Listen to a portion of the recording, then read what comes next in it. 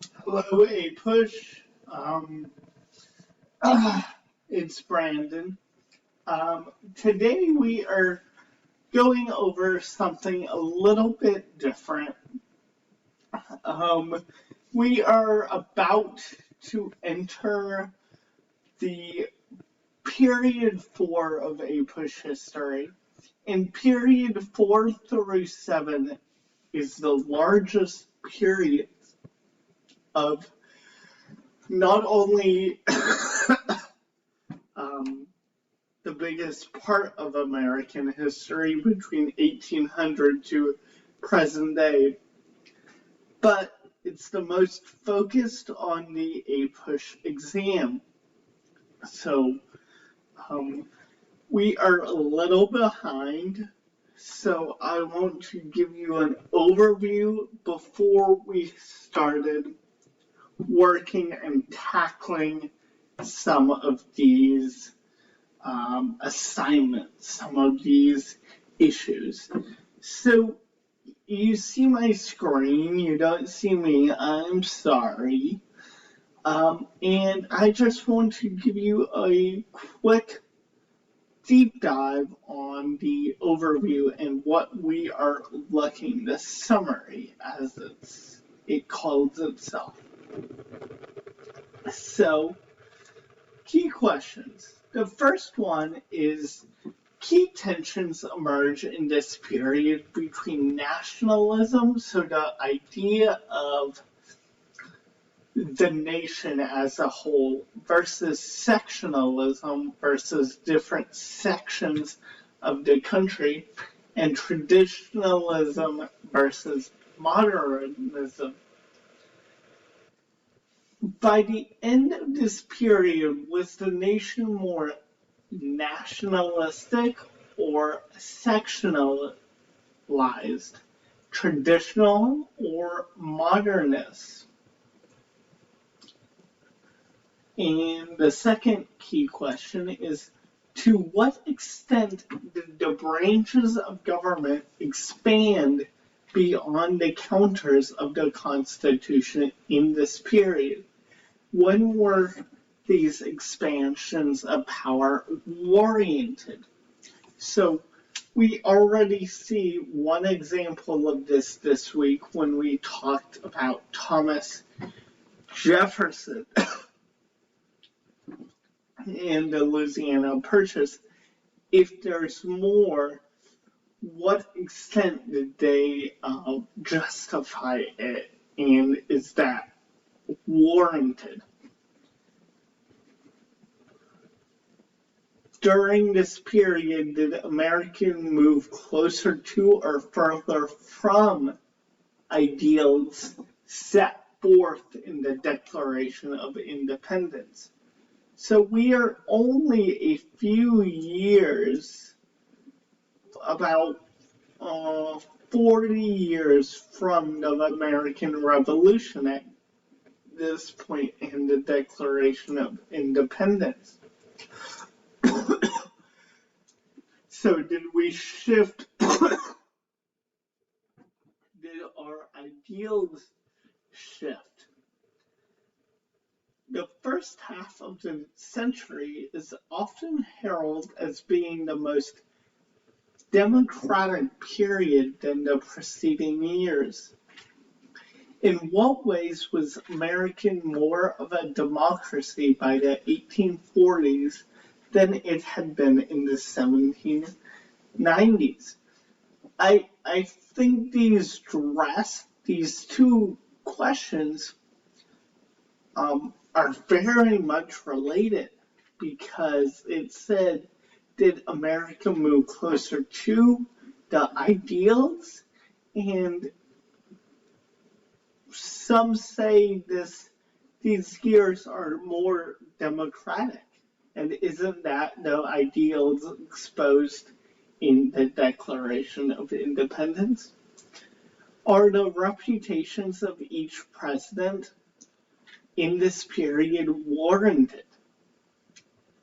We are going to talk about a lot of questionable presidents during this period. To what extent were the various reform movements of this period successful at both the state and national level? So we are going to talk about reform movements reforming in this country, and was that successful or not? And to what extent was the nation headed towards civil war by the end of the 1840s? Everybody's been around for American history, at least in middle school. You know where we're going. You know where this lead up is going. We are going to the Civil War. So the first concept, the United States began to develop more of a democratic nation and celebrated a new natural culture. Well, Americans sought to define the nation's democratic ideals and change their society and institution to match them. So we wanted a more democratic nation, and this will be known as the era of good feelings. The era. So I want everybody to write this down, because this is the period we're going to. This is the area that may get credit for being more democratic. And this started in period 4. The nation's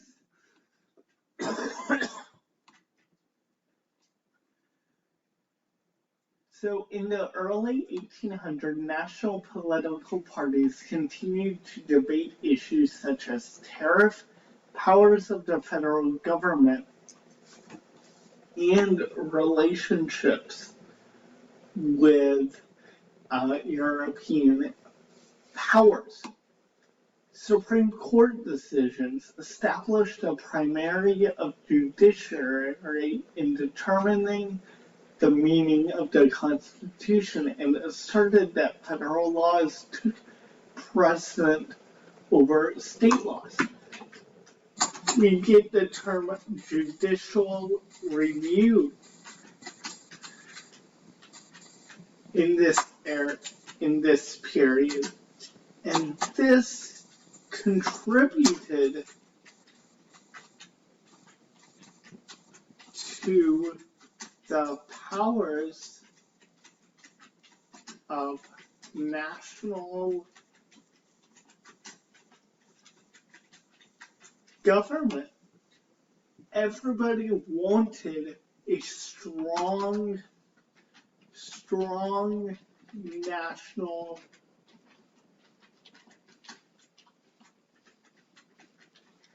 government, and that was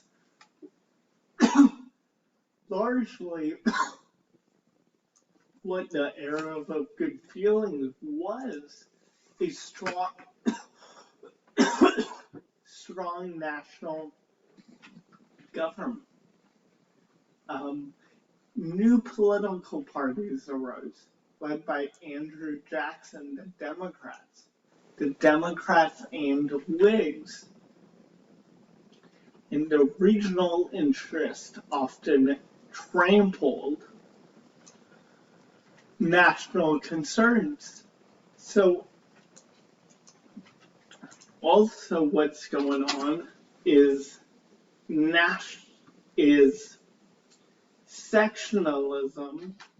Sectionalism is being favored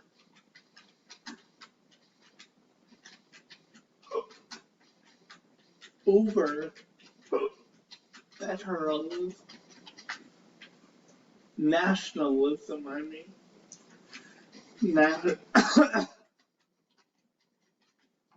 People are more concerned with their individual section of the United States versus the whole United States.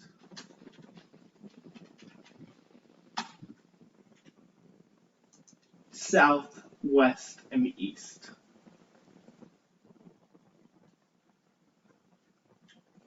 The rise of democratic and individual beliefs and changes to society caused by the market revolution, along with greater social and geographic movements, contributed to the Second Great Awakening, a big social and religious movement. Enslaved blacks and free African Americans created communities and strategies to protect their dignity and family structures, and they joined political efforts aimed at changing their status.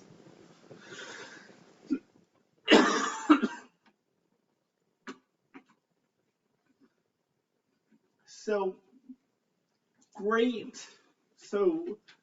reform movements also happened. What kind of reform movements? We saw prison reform, school reform,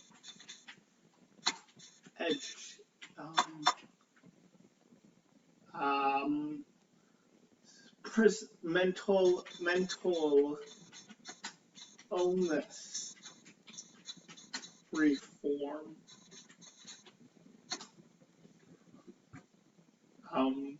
and abolitionist movement, free slaves. We saw all of these reforms, and the only event that contributed to them was the Second Great Awakening.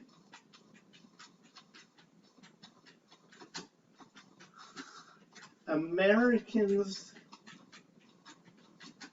became interested in social reform. And that's where we got all of these reforms.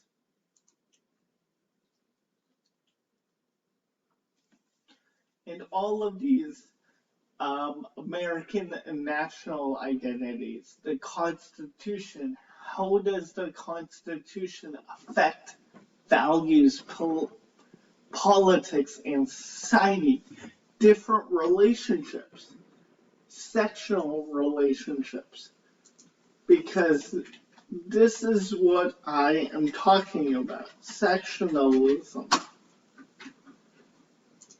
So we are divided. This is where we're going to be, the West, the South, and the North. And this right here starts to talk of slavery between the North and the South. Culture and society, different religious groups, back to the Second Great Awakening. This was promulgated by religion.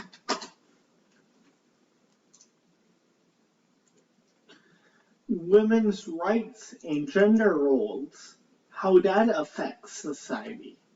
How political ideals, beliefs, institutions, parties, alignments have developed not only developed, but how they have changed. How popular movements, reform efforts, and activist groups have sought to change American societies and institutions. How does the abolitionist movement change society? Because where we're going is a time period of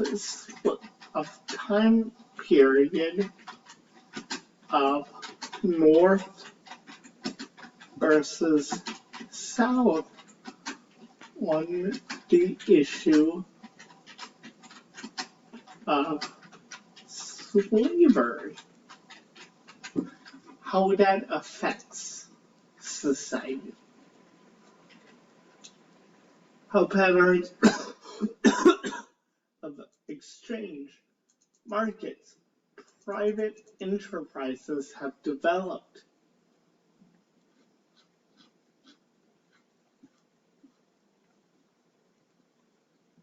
Key concept number 2, innovation of technology, agriculture, and commerce powerfully accelerated the American economy, precipitating profound change to U.S. society. The market revolution started. How the shifting in markets have changed society from agriculture to manufacturing. How that changed production and commerce. Innovation including textile, storm engines, the telegraph, and agriculture inventions increased the efficiency of production methods.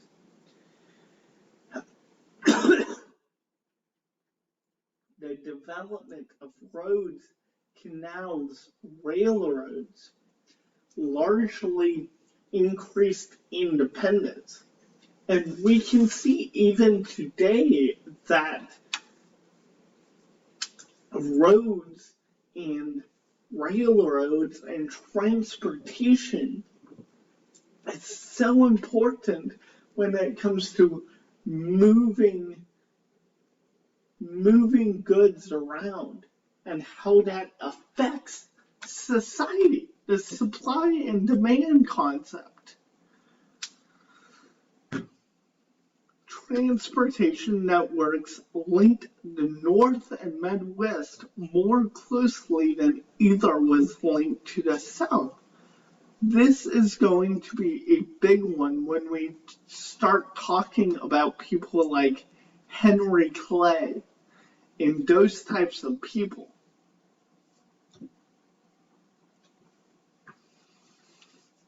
This changes caused by the market revolution had significant effects on U.S. society, worker life, and gender and family relations.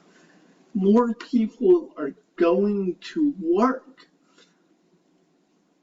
We see this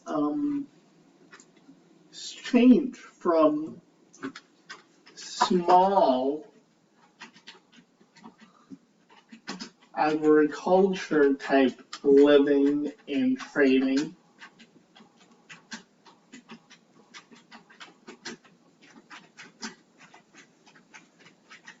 trade with small communities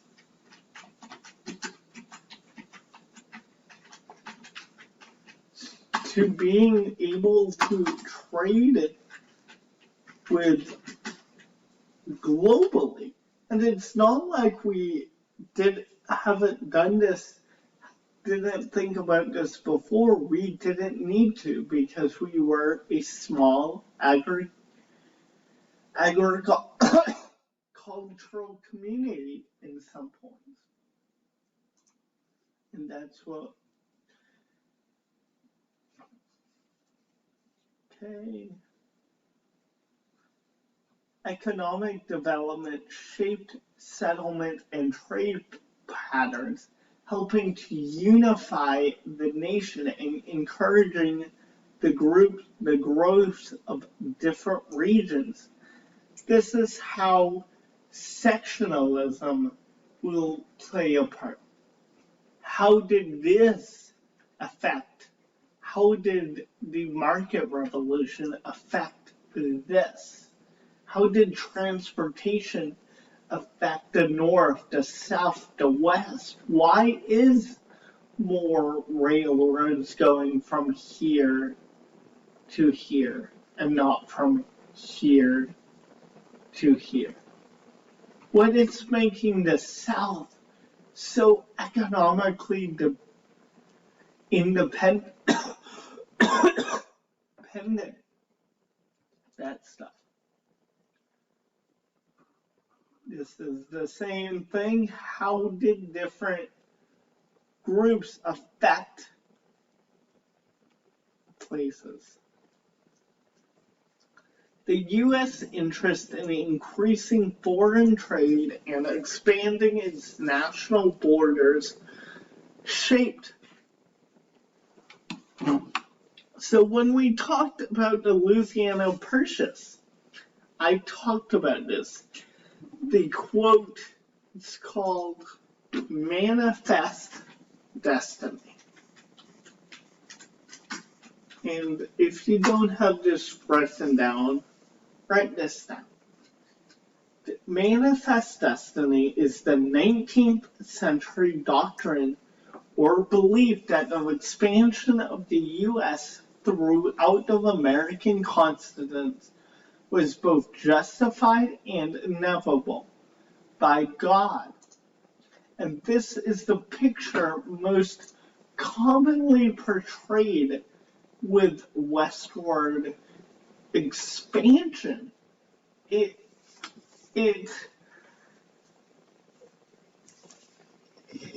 demonstrates a lot of stuff.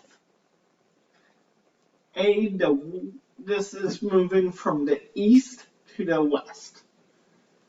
And see white people chasing out Indians, the Rocky Mountains, the Mississippi River is right there.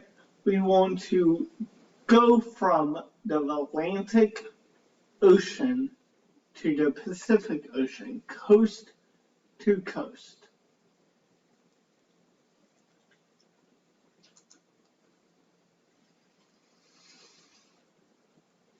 Following the Louisiana Purchase, the U.S. government sought influence and control over North America and the Western Hemisphere through a variety of means, including exploration, military actions, American Indian removal, and diplomatic efforts such as the Monroe Doctrine.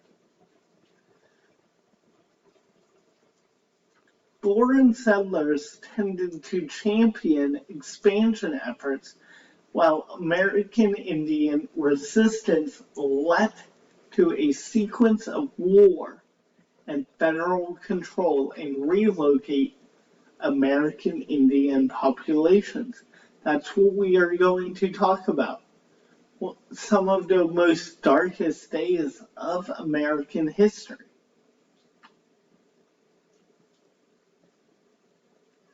The Indian Removal Act. So, okay guys, we're almost done. We enacted the Northwest Ordinance for admitting new states. Public education, the protection of private property, and the ban of slavery. We're gonna deal with this as America starts to expand. As we see here, the U.S. acquisition of lands in the West gave rise to contest over the expansion of slavery into new territories. slaveholders began relocating their plantations to more fertile lands west of the Appalachians, where this institution of slavery continued to grow. Anti-slavery efforts increased in the North, while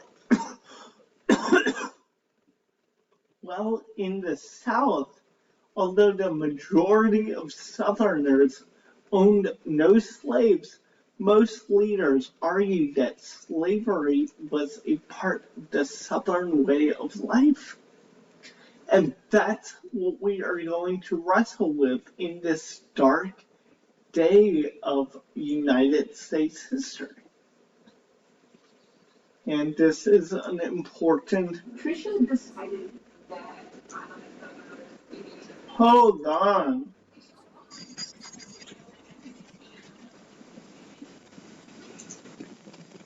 I am so sorry, guys. These are all the related themes. We have already gone over some. This analyzed causes of migration patterns. Explain how geographic and environmental factors shaped the development of communities. America in the world, how do we push our values onto other countries? And this is where we're going to talk about the Monroe Doctrine in this period a lot. And yeah, so that's a quick overview of where we're heading. See you guys.